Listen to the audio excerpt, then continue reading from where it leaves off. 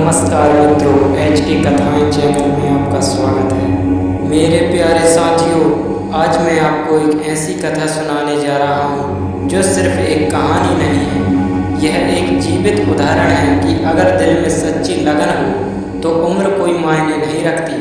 ताकत, साधन या दुनिया का साथ होना जरूरी नहीं होता।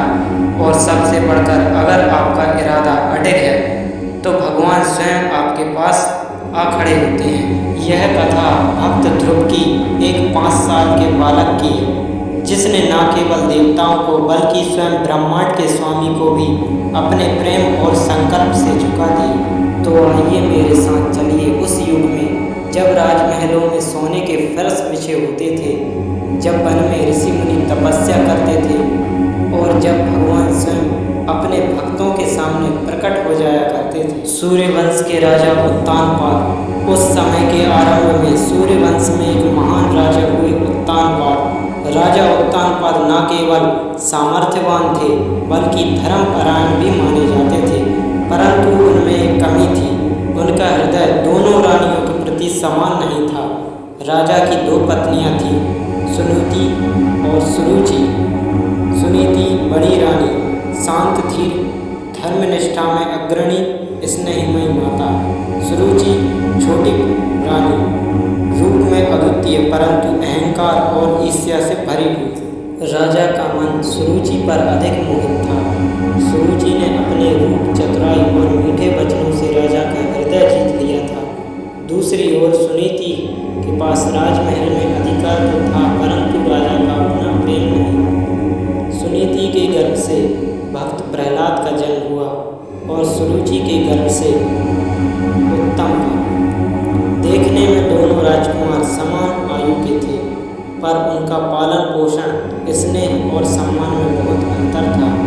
राजा का स्नेह और ध्यान अधिकतर उत्तम की ओर झुकता था और ध्रुव को अधिकतर अपनी माँ के सानिध्य में ही रहना पड़ता। एक दिन का प्रसंग है। राजा उत्तानपाद अपने दरबार में बैठे थे। विशाल सोने के सिंहासन पर सुरुचि उनके बगल में बैठी थी और उनका पुत्र उत्तम राजा की गोद में खेल रहा था। राजमहल में संगीत गूंज रहा था, सेवक सेविकाएं खड़ी थीं और चारों ओर सुगंधित पुष्पों की महक फैल रही थी। इसी समय नन्हा ध्रुव दौड़ता हुआ दरबार में आया। उसके चेहरे पर खुशी थी। वह अपने पिता की गोद में बैठना चाहता था। नन्हे कदमों से वह सिंहासन पर चढ़ने लगा, परंतु तभी सुरुचि की आंखें लाल हो उठी। उसने अपना हाथ आगे बढ़ाकर ध्रुव को रोक दिया और ठंडी परंतु जहरीली आवाज में कहा, ठहरो ध्रुव, तुम्हें इस सिंहासन पर बैठने का कोई अधिकार नहीं है। अगर तुम पिता की गोद में बैठना ही चाहते हो तो पहले मेरे गर्भ से जन्म लेना होगा। भगवान से प्रार्थना करो कि अगले जन्म में तुम मेरे पुत्र बनो, तभी यह स्थान तुम्हें मिलेगा। ध्रुव ने आश्चर्य से अपने पिता की ओर देखा। सोचा शायद पिता कुछ कहेंगे, उसे अपने पास बुलाएंगे, पर राजा उत्तानपाद मौन रहे, सिर झुका लिया। यह मौन उस 5 साल के बच्चे के दिल पर किसी तीर के तरह लगा। ध्रुव की आंख भर आई, पर वह वहीं रोने के बजाय चुपचाप वापस मुड़ आया। वह सीधे अपनी माँ सुनीति के पास जा पहुँचा। माँ अपने पुत्र का चेहरा देखकर ही समझ गई कि कोई गहरी चोट लगी है। उन्होंने ध्रुव को गोद में लेकर पूछा, क्या हुआ मेरे लाल? ध्रुव ने रोते रोते सारी बात कह सुनाई। माँ सुनीति ने गहरी सांस ली, पर आंखों में आंसू रोक लिए। ममता और विवेक से भरी हुई आवाज में बोली, बेटा, यह संसार भाग्य और भगवान की इच्छा से चलता है। यहाँ जो स्थान, सम्मान या सुख मिलता है वह सब पिछले कर्म और भगवान की कृपा से मिलता है। यदि तुझे सच में स्थान चाहिए जो कोई न छीन सके तो केवल भगवान की शरण में जा। उनके चरणों में जो बैठता है उसे कोई हटा नहीं सकता। सुनीति के ये शब्द ध्रुव के हृदय में जैसे आग बनकर जल उठे। उसने मन में ठान लिया, मैं वह स्थान पाऊंगा जो सबसे ऊंचा होगा, जिसे कोई छीन न सके और जिसे पाकर मैं सदा भगवान के चरणों में रहूं। उसी क्षण 5 वर्ष का वह बालक महल छोड़कर अज्ञात वन की ओर चल पड़ा। साथियों, आपने देखा एक छोटे से बालक के दिल पर कैसी गहरी चोट लगी। पिता का मौत, सौतेली माँ का अपमान और माँ की वह सलाह जिसने उसकी ज़िंदगी की दिशा बदल दी। अब जरा सोचिए, 5 साल का एक बच्चा महल की सोने चांदी की दीवारें छोड़कर अज्ञात जंगल की ओर निकल पड़ा, बिना यह सोचे कि रास्ता कितना लंबा है, रात कहाँ गुजरेगी, खाने को क्या मिलेगा। सिर्फ एक संकल्प लेकर, मुझे भगवान को पाना है। ध्रुव ने राजमहल की चौखट पार की, पीछे छूट गया उसका खेल का आंगन, महल की रौनक, माँ की गोद की गर्माहट। सामने फैला था घना रहस्यमय जंगल, चारों ओर पेड़ों की लंबी कतारें, पत्तों के बीच से छनकर आती धूप और दूर से बहते जल की मधुर ध्वनि।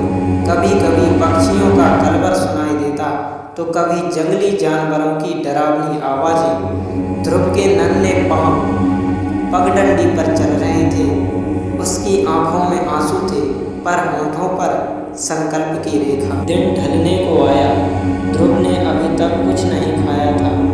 पेट में भूख की टीस उठी, पर उसने खुद से कहा, मैं यहाँ भोजन के लिए नहीं आया, भगवान के लिए आया हूँ। वह एक पेड़ के नीचे बैठ गया, आकाश की ओर देखा और बोला, हे प्रभु विष्णु भगवान, अगर आप सच में हैं तो मुझे रास्ता दिखाइए। इसी समय एक मधुर वीणा की ध्वनि हवा में घुलने लगी, पत्ते हिलने लगे और आसमान से एक प्रकाश की रेखा उतर आई।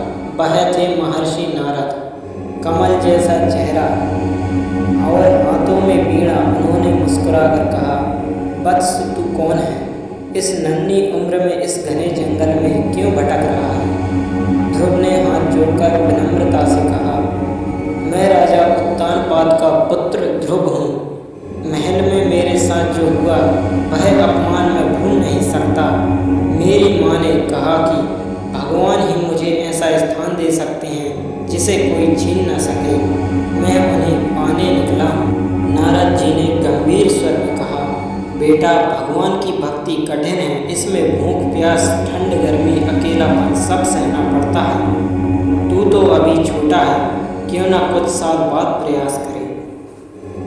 ध्रुव जी ने दृढ़ स्वर में उत्तर दिया, गुरुदेव, जब मन में आग जल रही हो तो उम्र मायने नहीं रखती, मैं ना लौटूंगा।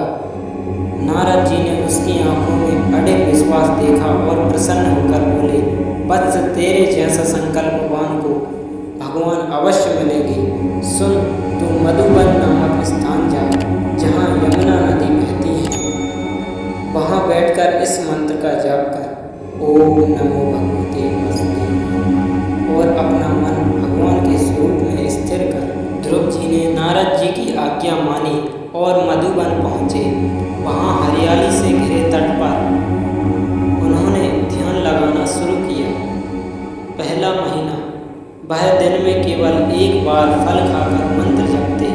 धीरे धीरे संसार की बातें उनके मन से दूर होने लगी। दूसरे महीने में अब वह केवल सूखी घास और पत्तियों पर ही जी रहे थे। शरीर कमजोर पर मन पहले से भी दृढ़। तीसरे माह वह केवल जल पीकर दिन काटते और पूरा समय ध्यान में लीन रहे। चौथा महीना सिर्फ श्वास पर निर्भर, स्थिर बैठे हुए मानो पत्थर की मूर्तियाँ। पांचवा महीना एक पैर पर खड़े होकर आंखें बंद और पूरा ध्यान भगवान विष्णु के रूप में। ध्रुव का ध्यान इतना प्रबल हो गया कि उसके मंत्र जाप की तरंगें तीनों लोकों में फैलने लगी। देवता भी विचलित हो गए, यहाँ तक कि भगवान विष्णु ने मुस्कुराकर कहा, मेरा यह बालक तो सच में अचल है, अब समय आ गया है कि मैं इसे दर्शन दूं। साथियों, 5 महीने की कठोर तपस्या और एक पैर पर खड़े होकर मंत्र जप, यह कोई सामान्य बात नहीं।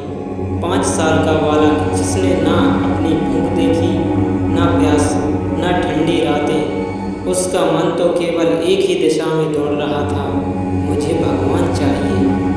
5वें महीने का अंतिम दिन था। आकाश में गहरे बादल घिर आए, पर बारिश नहीं हुई। हवा में एक अद्भुत सुगंध फैल गई, जैसे हजारों कमल एक साथ खिल गए। ध्रुव जी एक पैर पर खड़े मंत्र जप में लीन थे। ओम नमो भगवते वासुदेवाय, ओम नमो भगवते वासुदेवाय। अचानक उसकी आंखों के सामने तेज प्रकाश फूट पड़ा, इतना तेज कि सूर्य भी फीका पड़ जाए। लेकिन यह प्रकाश आंखों को जलाता नहीं बल्कि ठंडक देता है, जैसे माँ का स्पर्श। उस प्रकाश के भीतर 4 भुजाओं वाले पीतांबर धारण किए, गले में कौस्तुभमणि, हाथों में शंख चक्र गदा और पद्म लिए स्वयं श्री हरि विष्णु प्रकट हुए। ध्रुव जी की आंखें फैल गईं। अब तक जिनके स्वरूप की कल्पना कर रहे थे वह साक्षात उनके सामने थे। वह कुछ बोल नहीं पाए, आंसू उनके गले तक लुढ़क पड़े। वह उनके चरणों की ओर लपके, लेकिन जैसे ही झुकने लगे उनका शरीर कांपने लगा। भगवान ने अपने कमल जैसे हाथों से ध्रुव जी के सिर को सहलाया और कहा, वत्स ध्रुव, तेरी भक्ति मुझे यहाँ तक खींच लाई। बताओ तुम मुझसे क्या चाहते हो? ध्रुव जी कांपते हुए स्वर में बोले, प्रभु, पहले मैं एक ऐसा राज्य चाहता था जिसे कोई छीन न सके, लेकिन अब आपको देखकर मुझे और कुछ नहीं चाहिए।